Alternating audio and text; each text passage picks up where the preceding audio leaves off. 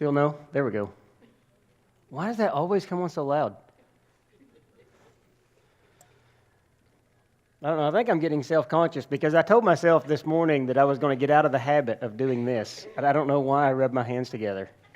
I don't know. Just don't know what to do with my hands.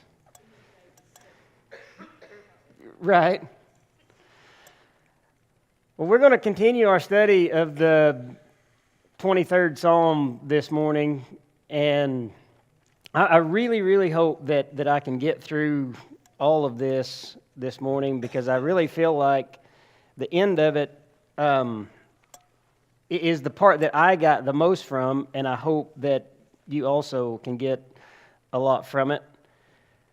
But I feel like the parts leading up to that are important in laying the groundwork and explaining what it is that we're talking about when we get there. So we're going to move through those steps. One of the things that I found interesting in doing this study is the word quiet. I think some versions use the word still. It's a Hebrew word. What was interesting to me was, if I remember correctly, that's the only place that Hebrew word is translated as quiet or still. So would any of you like to guess how it's translated elsewhere?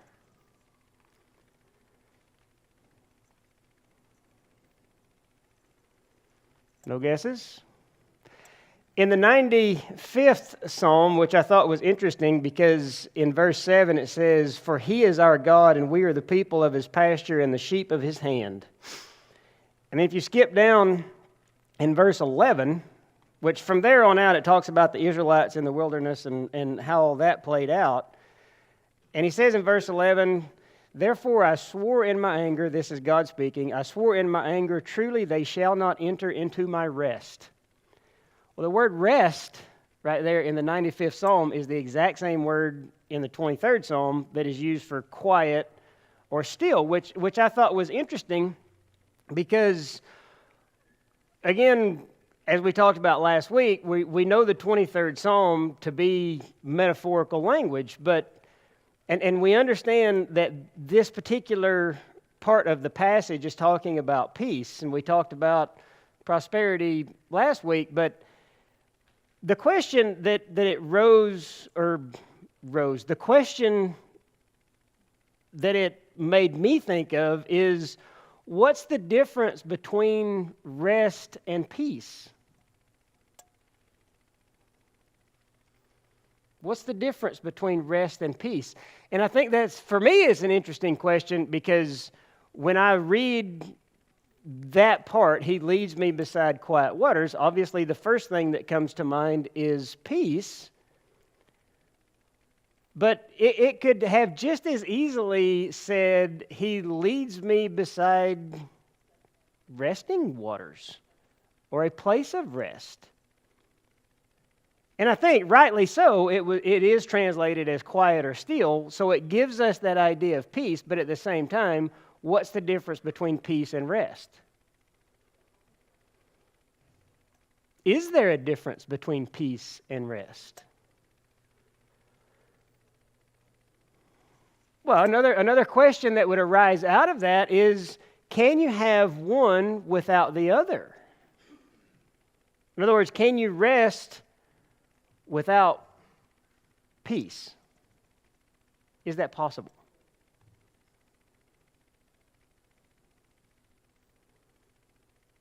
The idea that came to my mind with this is, have you ever gone on vacation with somebody that is not on vacation? I mean, that's one of the things that cell phones have changed, those type of people that you go on vacation with, and every day of the vacation, they either take phone calls or send emails or something that pertains to work, right? Okay, so in that instance, is that person resting or no?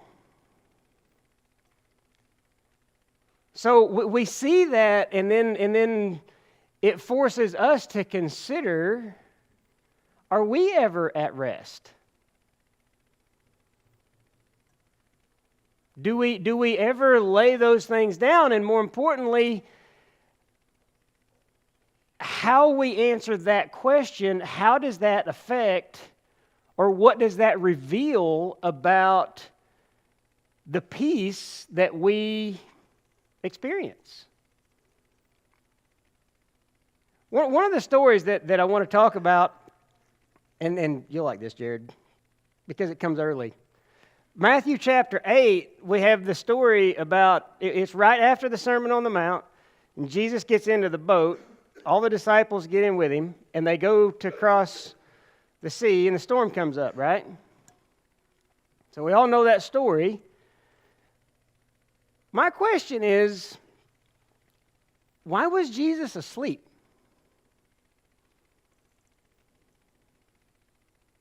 I know that sounds like a strange question, but I think the answer to that question says a lot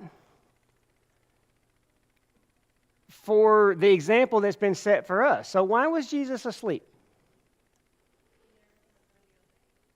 He knew everything was going to be okay. I won't disagree with that at all. But there's another reason that I think is even more important. See, it never enters our mind that he was tired. Why else would he be asleep? I agree 100% that he's able to sleep because he knew it was going to be okay.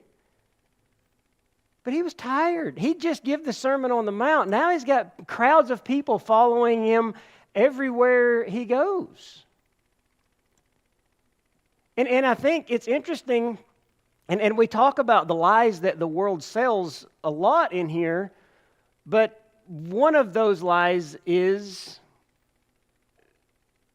that tiredness is a weakness. Is tired a weakness? Yeah, me too. I hope it's not. But at the same time, is that not the way the world would present it to us? That, you know, if you don't go as hard as you can for as long as you can, and all of that mentality, then you're weak because of it. And I think it's interesting in Luke chapter 5, it says that Jesus would often, I'm glad he added the word often, Jesus would often slip away to the wilderness and pray. And I thought about that, and I thought about the example that he sets there. So,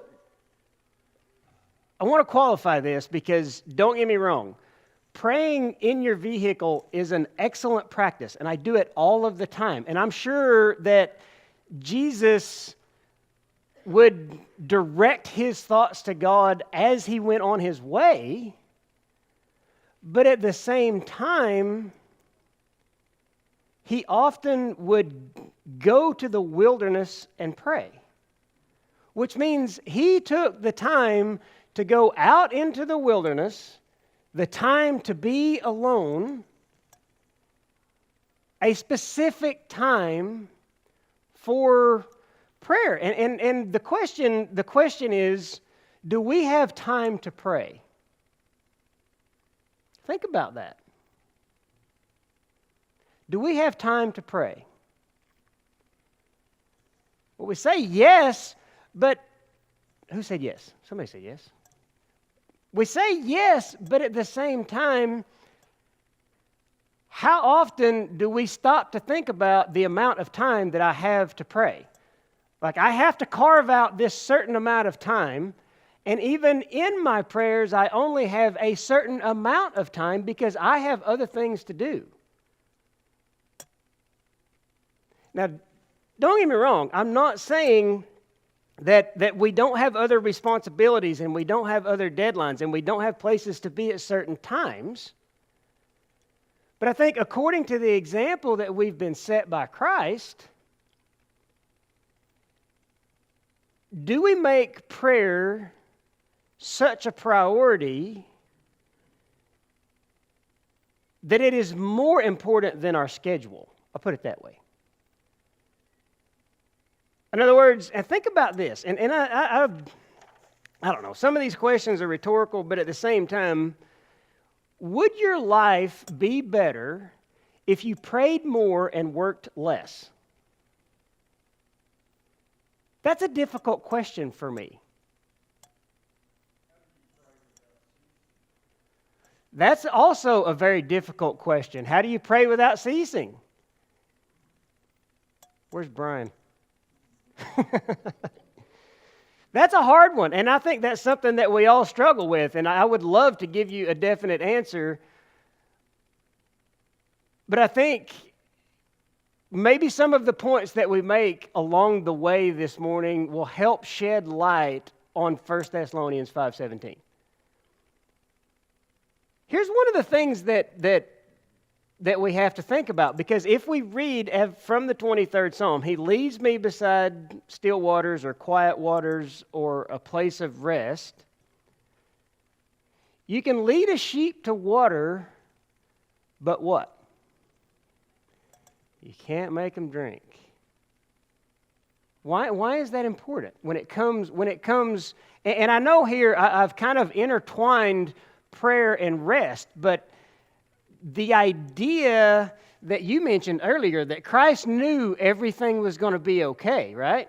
So that allowed Him rest. Okay, so I think the same thing, the same idea is applicable when we consider our prayer life. Like, are we able to set those things, maybe not even set them aside, but take those things to God in prayer, with the idea in our mind that everything else is going to be okay because of my relationship to the Father? You know what the Latin, I say that, I don't know, maybe somebody will know. Do you know what the Latin root word for leisure means? The word is licere. The Latin root word for leisure means to be permitted. That was eye-opening for me. Do I permit myself to rest? I know that sounds crazy. What's that? Oh, 100%. 100%. And that's why I asked the question about the sheep to water. He's not going to hold our head under it, right? In Matthew 11, Jesus says, "Come to me, all who are weary and heavy laden, and I will give you rest." Okay, so my question there when I read that passage is, rest from what? What is the burden that He's talking about? What's the burden that we all carry? Okay, we'll put guilt on the list, 100%. And yes, sin, which would be guilt. What about worry? What about anxiety? And what is the New Testament? We all know those passages. What does the New Testament adamantly, specifically tell us about worry? It just says don't. Like, it's not metaphorical language. It's not something that we have to figure out. It just says don't. But at the same time, what about fear? What about the burden of other people's expectations? Are you living up to other people's expectations for you? Yeah, exactly. Both of you guys at the same time. Obviously, y'all are mature enough to be over that in your life, and hopefully we all are. But do some people not carry that burden? Like, I need to be this because somebody expects me to be this. And one of the things that we can tie into it from last week, what about the burden of success? You think about that one. Who in here has not struggled with the burden of success? Like, if I don't do this, then I'm not going to be, quote unquote, successful. Right? I mean, Peter plainly tells us in 1 Peter chapter 5, he says, cast all your anxiety on Him because He cares for you. Okay, so that is what he's explaining there in Matthew 11. But the question for us is, and the challenge for us is, how often do we turn to a distraction rather than the solution? And you all know when I throw those two words out there, you know exactly what I'm referring to when I'm talking about the distraction, and exactly what I'm referring to when I talk about the solution. And don't get me wrong, this is one of those places where I had to do some real serious evaluation of my own time. And that's what we do. We have those burdens, and rather than turning to Christ, rather than seeking the rest that God intends for us, we turn to something that just takes our mind off of it. That's hard for me. That's hard for me. How is it that Jesus could be taking time out of his schedule to go into the wilderness and pray? He had too much to do. He had such a great calling. He should not have been wasting his time in the wilderness praying. It sounds different when we say it like that, doesn't it? The reason that I say that is what does that say about our own life? What does that say about our own perception of prayer? Because what we see in the example of Christ is that his life was a result of his prayers, not the other way around. And this has been a real challenge for me because I have to ask myself the question, are my prayers a result of my life? In other words, do I take the things that are happening to me and happening around me and my circumstance and my situation and my anxieties and all of those things and then make that into a prayer? Where the example that we see from Christ is just the opposite. It's prayer first and then life. And then all the things that he does are a result of the prayer that he's already prayed. In other words, the prayer was guiding his life rather than his life guiding his prayers. That's a totally different way for me to look at it.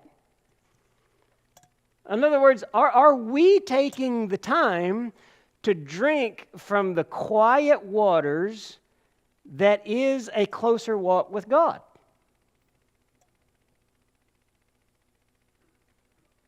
It's hard. It's hard. And I'm not saying that any of this is easy, but when we look back to the example from Matthew 8 that we were talking about, what were the disciples doing while Jesus was asleep?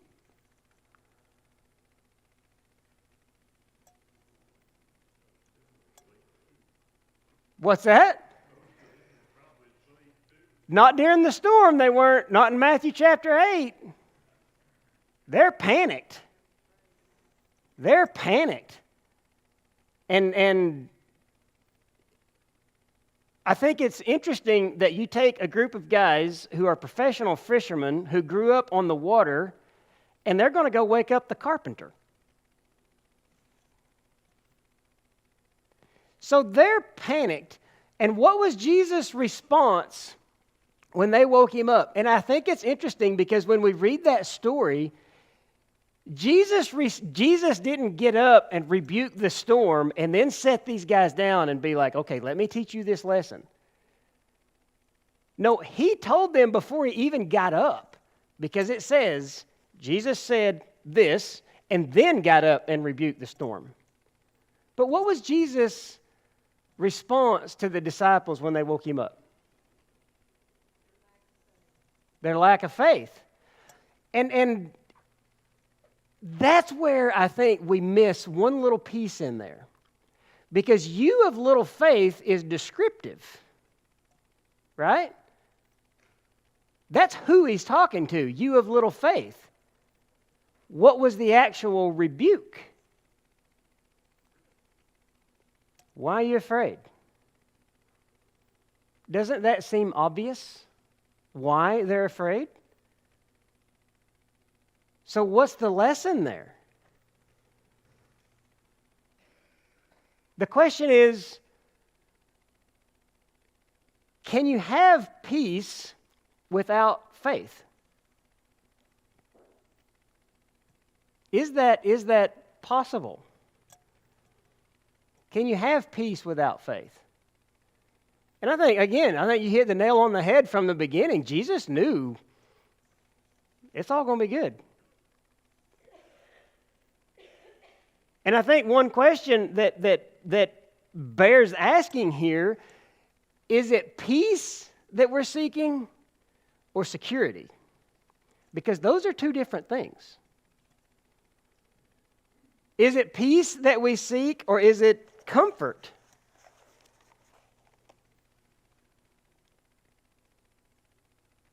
And that's why Jesus rebukes the disciples with, why are you afraid? Why are you afraid? So, the fourth psalm says in verse 4, offer the sacrifices of righteousness and trust in the Lord. And in verse 8 it says, in peace I will both lie down and sleep, for you alone, O Lord, make me dwell in safety. Did this mean that David had no enemies when he slept? Did it mean that all of his responsibilities were suddenly gone as king of Israel? Did it mean that all of the issues that he was having with all the neighboring countries and peoples and all of the stuff that could have possibly been on his mind were gone? No. No, it didn't. It didn't. What is the opposite of peace?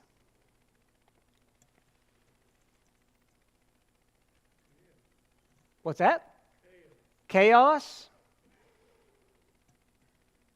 Any other guesses? What's that, Alan? Strife? I'd take that.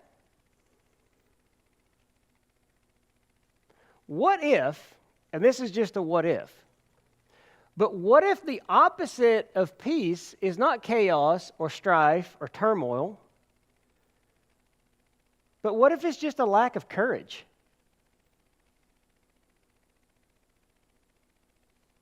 What if it's just a lack of courage?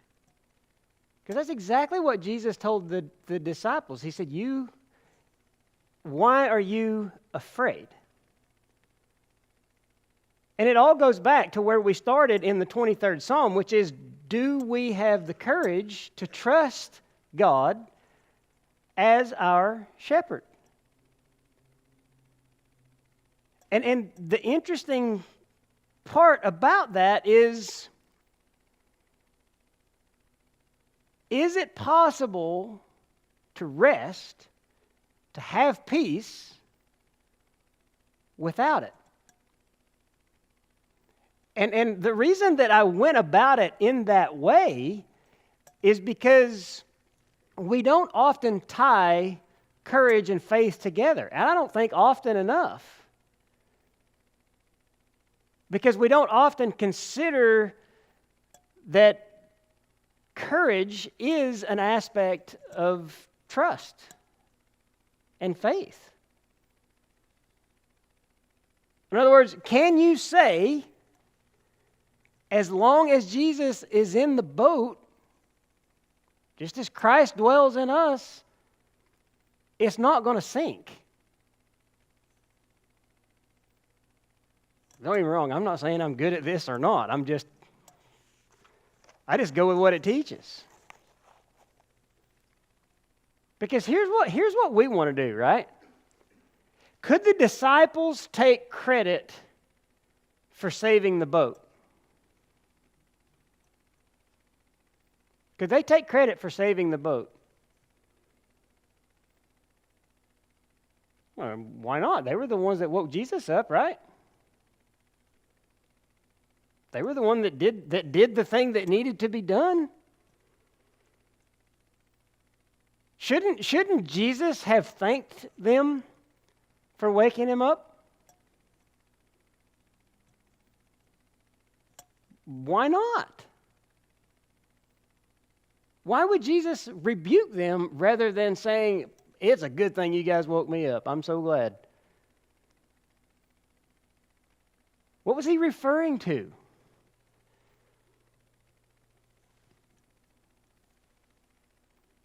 What was he digging at that the disciples lacked? Faith. And not only faith, but also the courage to live out that faith. And you can't have the one without the other. It is the courage to live that out. The question that has to be asked in this conversation is, why are we afraid? What are we afraid of?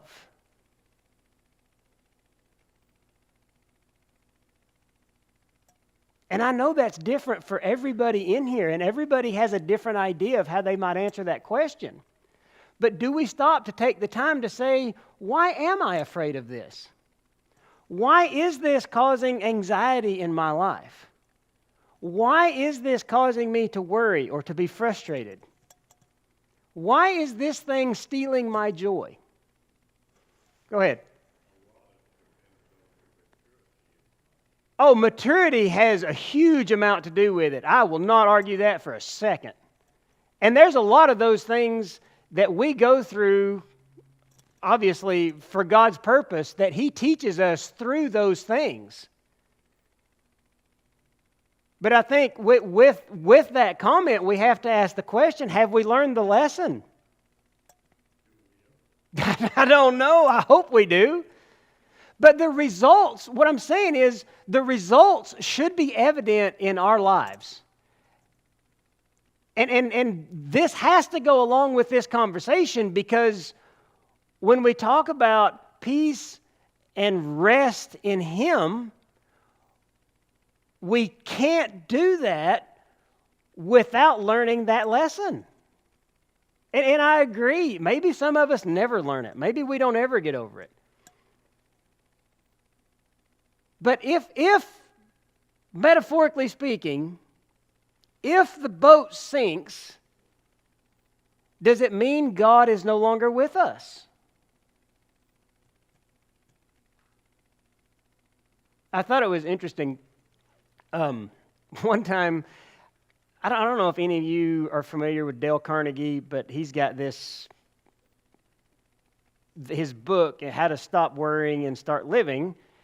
And the practice is you take the worst thing that could happen, accept that, and then anything that happens beyond that is better than what would have happened, right? And I don't even know why I'm telling this story, but a guy came to me once and he said he was really concerned about something and wanted to visit about it. And I was like, all right. And he told me about the issue, and I said, well, let's just start with this. What's the worst that could happen? This guy broke down. Fell apart. Because in his mind, the idea, even considering what was it that the worst could happen, was unbearable. But that's the kind of faith that we are called to. When the waves are coming over the bow, does it mean that we have lost favor with God? Is that not one of the thoughts that crosses our mind? Why is this happening to me? What have I done to deserve this? Why has my life turned this away? Why am I not here? Why am I not there? Why am I not being blessed because of all the wonderful things that I'm doing for God? Why is my faith not being rewarded? Why is my obedience not being recognized? Why are my sacrifices not being accepted? Who in here has not asked those questions? I'm not going to argue that God is creating in us the mind of Christ. But think about this. At what point, which God said it twice in the New Testament, but this was really eye-opening for me. At what point did God say that He was pleased with Jesus? When He was baptized. 100%. Why? How can God be pleased with Jesus when He was baptized and He hadn't done anything? Obedience? Was it obedience or was it just submission to the Father? An act of obedience? I'm not going to argue that, Gil. But at the same time, the point remains is that He hadn't accomplished anything at that point. His ministry hadn't even started. How can God say, "This is my Son in whom I am well pleased"? So, I don't think it was just because He followed His commandment. I'm not going to disagree with that. I'm not going to disagree that it was, and Christ even says in that instance, because John was reluctant to baptize him, and he said, so that the Scripture might be fulfilled, right? Okay, so I'm not going to argue that. But we have to ask the question, when is God well pleased with us? And that's a telling question. And it's a question that I really had to wrestle with.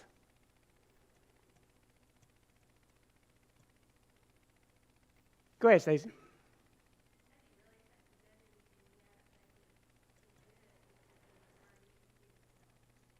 He did because what?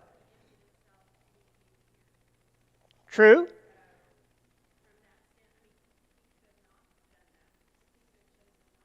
True.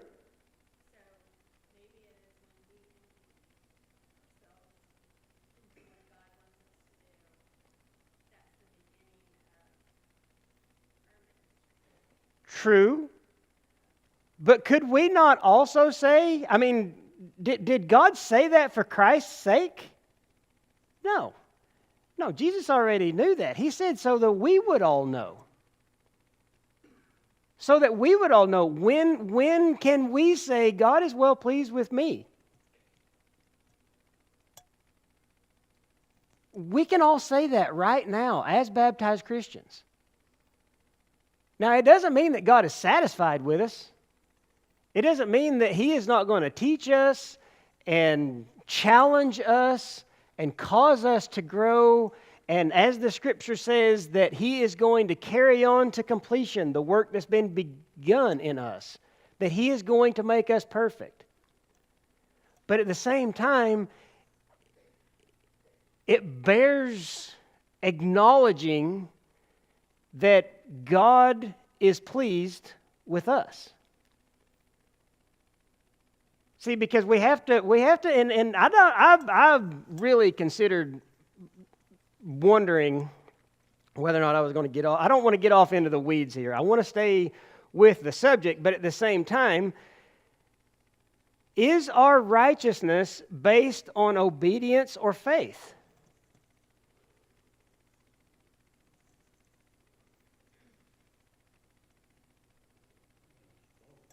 Both? So in Philippians 3, Paul, after he had got done listing all of the reasons that he could put confidence in the flesh, he says, not having a righteousness of my own derived from the law, which would be obedience, but that which is through faith in Christ, the righteousness which comes from God on the basis of faith. That is to say that the righteousness that I have comes from God on the basis of faith. So, and like I said, it would be so easy to get off track here because I know what James says. But James is saying that the work that you do is a result of your faith. But here, when we're talking about righteousness, when we're talking about being accepted by God, the righteousness that we have is not a result of obedience. That is hard for us to get through our head. And the interesting part is, what is the result? What is the fruit of the righteousness that comes from God by faith? What's the result of that?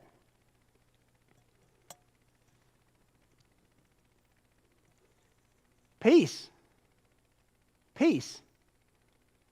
Because in Hebrews 12, which is referring specifically to God's discipline, which that is part of that maturing process, but he says, in the end, it yields the peaceful fruit of righteousness. And then if we go all the way back to Isaiah 32, in verse 17 it says, and the work of righteousness will be peace, and the service of righteousness, quietness and confidence. The work of righteousness will be peace, quietness, and confidence. Why can we not experience the peaceful fruit of righteousness by obeying the law?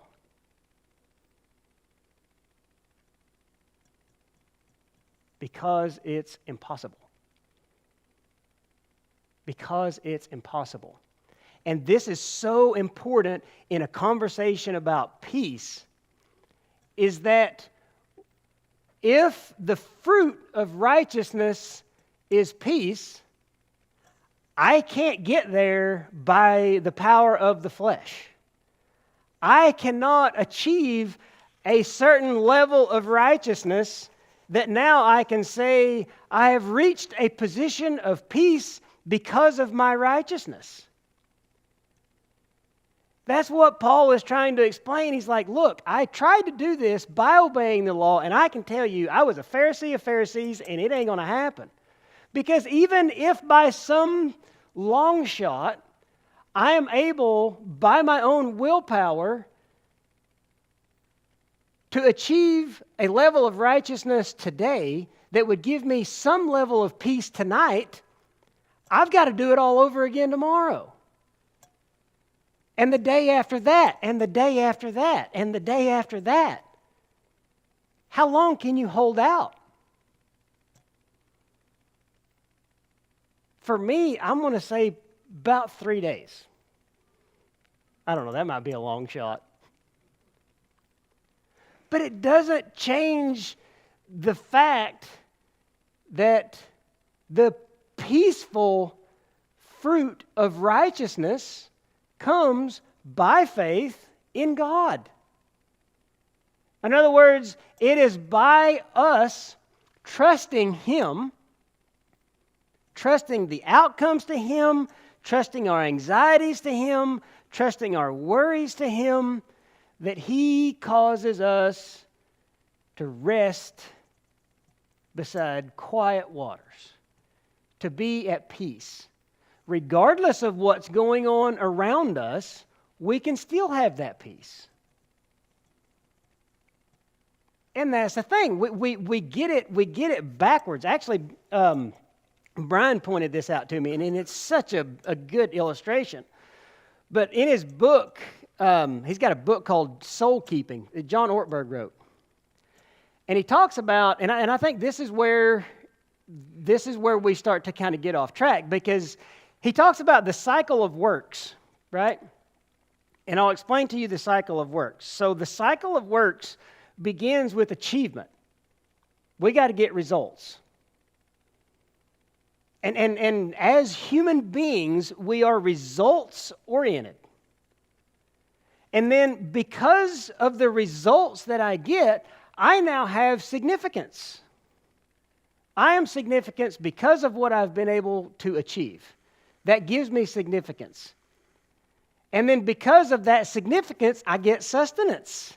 I get earned support. Other people want to support me and want to come on board because I have been successful. And then finally, we gain acceptance. We gain acceptance because of what we've been able to do. I'm accepted by the world. But we think that same way when it comes to our relationship with God. I am accepted because of what I've done. But that's the reason that I point out that God was well pleased with Jesus at the point of baptism, because that was the point that he received acceptance from God. Not that he wasn't already accepted. I'm saying that's the example that's been set for us, because the cycle of grace is just the opposite. Instead of starting with achievement, it starts with acceptance. God loves us and accepts us apart from anything we accomplish or anything that we do, have done, or will do. God has accepted us. And because he has accepted us, he sustains us. He provides by his grace the sustenance that we need from one day to the next. And then, you can see how it's exactly backwards. And then that gives us significance. We are significant because God says we are. Not because of what we may or may not achieve or bring to him or do. That's what gives us significance. But then, and it begs the question, do children earn their way into a family? No, but the New Testament tells us that we are children of God, right? So why do we have the idea that is in some way connected to some achievement? And then finally, and I'm going to use John's words here because I couldn't think of another way to explain it that better illustrates it, but finally comes achievement. Achievement comes after all that. He says, rooted in the love and acceptance of God, nourished by his grace, we then step into achievement. What a beautiful word picture. Because I am a child of God, because he has accepted me just the way that I am, not that he's not going to make me perfect and continue to work in me, but because he has accepted me just the way that I am, I can now take that confidence and go out into the world and achieve whatever it is he has called me to achieve as he sustains me. And the reason that I point that out is because how can we possibly go out into the world with any level of rest and peace if our rest and peace is dependent on what we achieve? It's not going to happen. It's not going to happen. And there again, it goes back to the Lord is my shepherd. It all hinges on that. It hinges on just trusting in him, trusting our lives to him. And obviously the bell is rang. I apologize for keeping you over, but hopefully we can lean on our faith for a greater peace. Anyway, okay, I'll stop there for today.